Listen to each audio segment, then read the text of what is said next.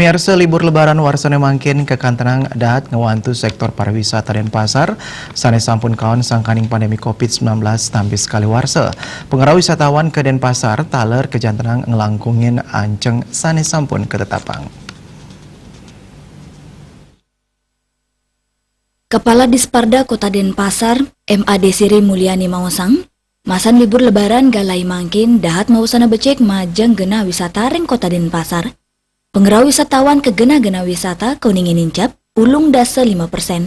Saking kointenan inucap, siada 1% rau saking wisatawan domestik.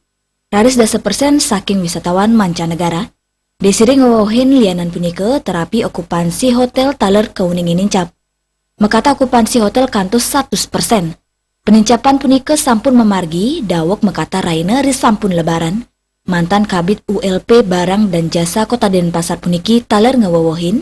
Pengerau wisatawan ketarkayang memargi kantos penguntat ukune mangkin. Santukan tanggal 10 Mei sani jagirau masan libur lebaran sampun puput. Dani ngaptiang ris sampun wisatawan wali budal, inggian wisatawan domestik wiadien mancanegara, Presiden ngicen penampen majeng pusawitran ipun, yening pariwisata ring Kota Denpasar sampun aman kerawin, jadi astun ring tengahin PPKM level kali penanganan COVID-19. Asmara Putra Bali.